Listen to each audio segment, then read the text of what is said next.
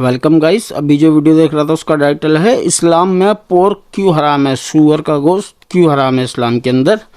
तो गाइस चलो वीडियो को स्टार्ट करते हैं। क्या रीज़न है इसका। मैं एक चीज डेफिनेटली कह सकता हूं कि आप ये जरूर जानते होंगे कि इस्लाम में पोर्क प्रोहिबिटेड है, मतलब कोई भी मुसलमान सूअर का गोश्त नहीं खा सकता, वो उसके लिए हराम है। ये चीज इतनी कॉमन है कि ये सबको पता है, किसी को बताने की जरूरत नहीं। हालांकि अगर उनसे पूछा जाए कि आखिर क्यों इस्लाम में पोर्क हराम है, तो शायद 100 में 1 या 2 लोग इस सवाल का जवाब दे पाए। ऐसे में आज की इस वीडियो में हम इसी कॉन्सेप्ट के इंटरनल रीजन को समझेंगे कि आखिर इस्लाम में सूअर का गोश्त हराम क्यों है, आखिर क्यों सऊदी अरब ने पोर्क पर कंप्लीट बैन लगा रखा है, उसके पीछे का साइंटिफिक रीजन क्या है, और सूअर का गोश्त खाने से नुकसान क्या क्या है। और इसके अलावा सूअर को लेकर कुछ अजीब अजीब अफवाहें भी है, उसका भी सच आपको बताएंगे।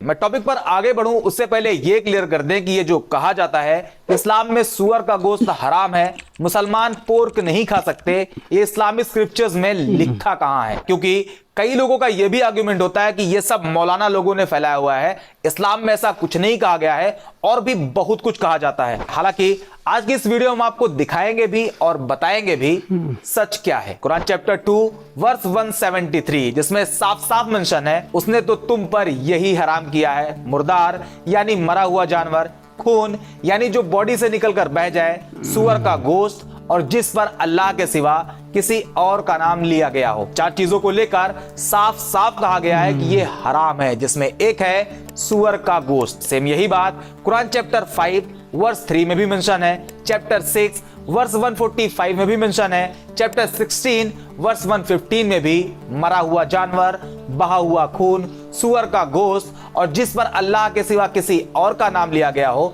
उसे हराम कहा गया है। इससे पहला डाउट क्लियर होता है कि इस्लामिक स्क्रिप्चर्स में सूअर के गोश्त को हराम बताया गया है। लेकिन अभी भी सवाल वही, आखिर हराम बताया क्यों गया है, रीजन क्या है, अब इसे समझते हैं। आगे बढ़ने से पहले आपसे एक रिक्वेस्ट है कि आप इस वीडियो को लाइक जरूर करें, लाइक कर देना गाइस, और कमेंट कर दें, कमेंट्स भी कर देना। हमें और नए लोगों से जुड़ने में मदद मिलेगी और YouTube इस वीडियो को ज्यादा से ज्यादा लोगों को रिकमेंड करेगा।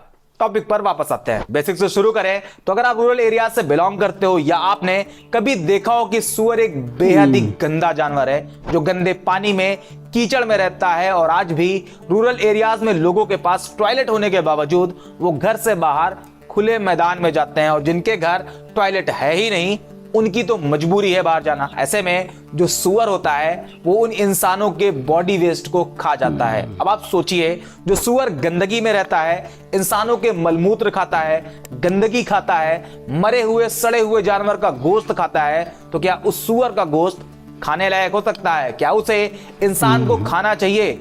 एक नॉर्मल इंसान का जवाब तो ना ही होगा। लेकिन फिर भी दूसरी कंडीशन में आपका ख्याल यह भी हो सकता है, ये तो रूरल एरियाज में होता है, वहां पे सूअर का पालन पोषण सही से नहीं होता, इसलिए वो गंदगी में रहते हैं। लेकिन बड़े शहरों में या हाई डेवलप्ड कंट्री में वेल मेंटेन फार्म होते हैं, जहां पे सूअर की हाई क्लास देखरेख होती है, वो जहां रहते हैं वो जगह साफ सुथरी होती है। और ऐसा इसलिए क्योंकि फॉर्म को इसी तरह दिखाया जाता है, जबकि सच्चाई ये है कि सूअर का नेचर ही है, वो गंदगी खाएगा ही खाएगा। ऐसे में फॉर्म में रहने वाले सूअर एक दूसरे के ही बॉडी वेस्ट को खा जाते हैं, यहां तक कि अपने ही बॉडी वेस्ट को खा जाते हैं। एक लाइन में कहें तो सूअर एक गंदा जानवर ही है। गंदा ये जानवर तो ऊपर ऊपर की चीजें हुई जो आम इंसान को दिखाई देती हैं, जिसे देखकर एक नॉर्मल इंसान तो कभी भी सूअर का गोश्त खाने की सोच भी नहीं सकता। लेकिन फिर भी अगर इन चीजों को अवॉइड करें और सूअर के गोश्त से होने वाले नुकसान के साइंटिफिक रीजन को देखें, तो सबसे पहले आता है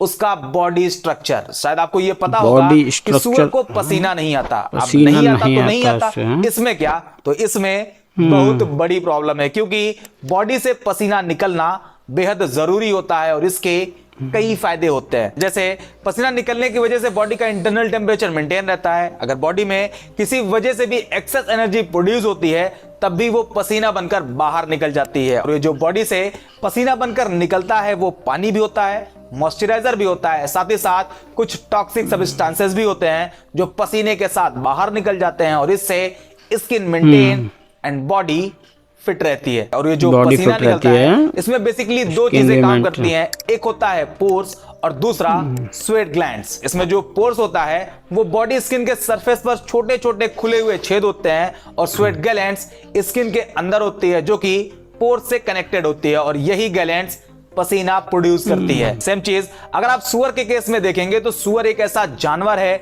जिसमें पोर्स और स्वेट ग्लैंड्स काफी कम होती है। कम होने की वजह से इन्हें पसीना नहीं आता, और जब इन्हें पसीना नहीं आता तो बॉडी के अंदर मौजूद टॉक्सिक सब्सटेंसेस सुअर की बॉडी से बाहर ही नहीं निकल पाते। इसके अलावा जब इन्हें पसीना नहीं आता तो इनका बॉडी टेम्परेचर मेंटेन नहीं रहता, और यही वजह है कि सुअर अपने उसी बॉडी टेम्परेचर को मेंटेन रखने के लिए गंदे पानी में, नाले में डूबा रहता है, यहां तक कि कीचड़ में घुसा रहता है। दूसरे नंबर पे आता है फैट एंड कोलेस्ट्रॉल, और इन दोनों फैक्टर को अगर मैं आपको एक एक लाइन में समझाऊं तो कोलेस्ट्रॉल एक स्पेशल टाइप का लिपिड होता है जो ऑलरेडी इंसान की बॉडी में मौजूद होता है, जो कि फूड से ही आता है और ये बॉडी के लिए जरूरी भी है, लेकिन अगर इसकी क्वांटिटी बढ़ जाए तो ये बेहद खतरनाक भी है। कैसे, अभी आगे आपको बताएंगे। दूसरा है फैट, ये भी हमारी बॉडी के लिए जरूरी है, लेकिन इसे भी ज्यादा कंज्यूम करना हेल्थ प्रॉब्लम क्रिएट कर सकता है। दोनों को कंबाइन करके देखें तो हाई कोलेस्ट्रॉल और ज्यादा फैट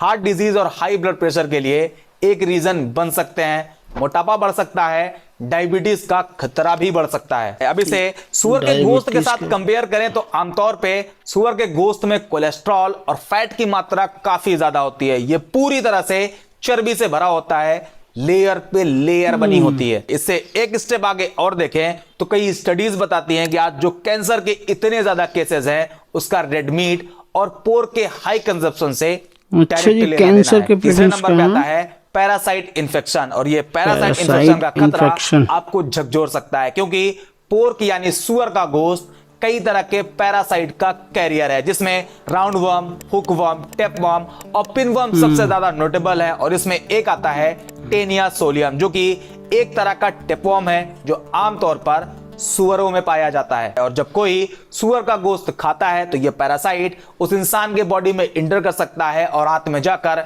इंसान को बहुत ज्यादा बीमार कर सकता है। यही सब कुछ रीजन है जिस वजह से इस्लाम में सुअर का गोश्त खाने से मना किया गया है। लेकिन ऐसा भी नहीं है यह सिर्फ इस्लाम में मना किया गया है। अब आपको थोड़ी सी हैरानी और होगी, क्योंकि पोर्क को यहूदी रिलीजन में भी खाने से मना किया गया है। लेविटिकस का चैप्टर 11 जो कि क्लीन एंड अनक्लीन फूड के बारे में बताता है, और उसके वर्स 3 में कहा गया है वो जानवर जैसे भेड़, हिरन, जिनके खुर 2 हिस्सों में बटे हुए हैं और वो जुगाली भी करते हैं, उन्हें कंज्यूम किया जा सकता है, जबकि सुअर जुगाली नहीं करते इसलिए उसे नहीं खाना चाहिए। इसी तरह डिटोनॉमी चैप्टर 14 वर्स 8 में कहा गया है सुअर भी अनक्लीन है, हालांकि इसके खुर 2 हिस्सों में बटे हुए हैं, फिर भी वो जुगाली नहीं करता, तुम्हें उसका गोश्त नहीं खाना चाहिए। आप थोड़ा सा अगर इसके हिस्ट्री में जाएं तो रोमन पीरियड में जो नॉन ज्यूज लोग थे वो ये बात जानते थे कि यहूदी के लिए सुअर का गोश्त अनक्लीन है, बावजूद इसके यहूदियों को सुअर का गोश्त खिलाने की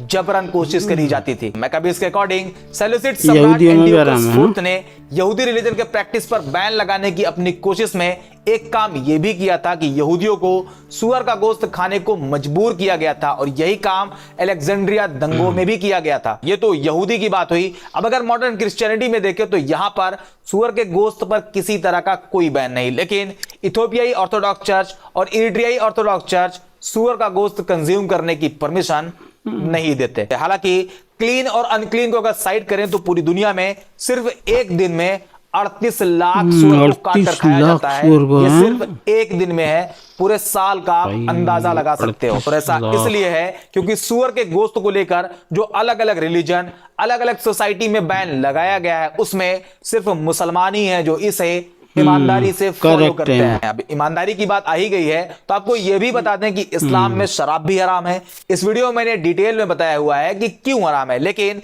फिर भी बहुत से मुसलमान खुलेआम शराब पीते हैं, हालांकि वो इस्लामिक एथिक्स को जानते हैं फिर भी पीते हैं। जबकि अगर आप सुअर के केस में देखेंगे तो सुअर का गोश्त खाने वालों में मुसलमान ना के बराबर हैं। अगर दुबई के एग्जांपल से आपको समझाऊं तो दुबई में पोर्क बिकता है, लेकिन वहां साफ साफ लिखा होता है for not Muslims, not for Muslims. अब आते हैं एक मिथ पर जो मुस्लिम सोसाइटी में जबरदस्त फैला हुआ है। अगर आप मुस्लिम हैं तो आपने भी इसे जरूर सुना होगा। लोग अक्सर कहा करते हैं सुअर का नाम 40 जबान दिन से नहीं लिया हाँ। जाता, उसे खिंजीर कहा करो, क्योंकि सुअर कहने से इंसान की जबान 40 हाँ, दिनों ये के लिए सुना है। गंदी हो जाती है। ये आपने भी जरूर सुना होगा। सुना यहाँ है, तक सुना है। कि इसे लेकर लोग इस तरह से रिएक्ट करते हैं कि एक जगह मस्जिद में इमाम ने अपनी तकरीर के बीच सुअर का नाम ले लिया तो वहां के लोगों ने उन्हें मस्जिद की इमामत से ही हटा दिया। हालांकि ऐसा बिल्कुल भी नहीं है। इस्लामिक स्क्रिप्चर्स और इस्लामिक स्कॉलर के अकॉर्डिंग सुअर खाना हराम है, बल्कि उसका खून, हड्डी, बाल, थूक,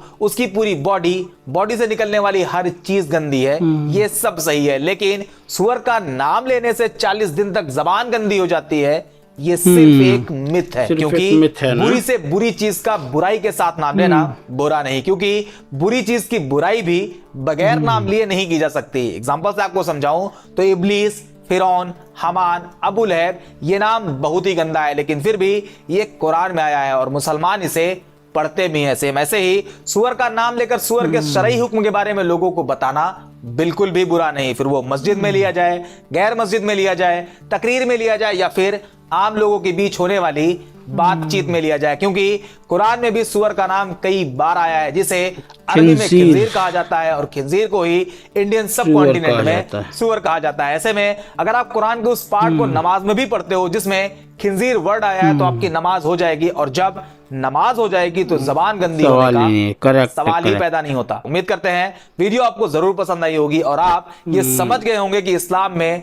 सुअर का गोश्त हराम क्यों है। बाकी इसी तरह की और भी जबरदस्त वीडियो के लिए चैनल को सब्सक्राइब जरूर कर लें और देना, वीडियो को और लाइक और शेयर जरूर भी करें। बाकी मिलते हैं अगले वीडियो में। मतलब सऊदी अरब में भी बिकता है सुअर का गोश्त, ये मेरे को अभी पता चला है, लेकिन नॉन मुस्लिम ही खरीदते होंगे वो तो है, फिर भी यार सऊदी अरब में बिकता है। बताओ, पर डे 38 लाख सुअर काटे जाते हैं, पर डे 38 लाख।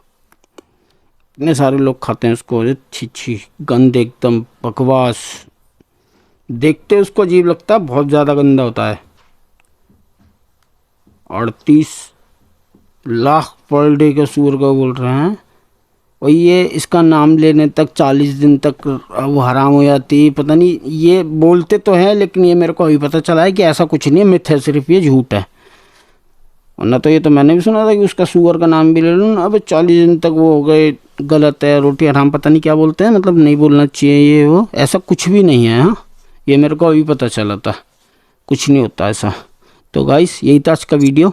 उम्मीद आपको वीडियो पसंद आया होगा। हमारे चैनल को सब्सक्राइब कर देना, ओरिजिनल वीडियो का लिंक डिस्क्रिप्शन से ले लेना। अल्लाह।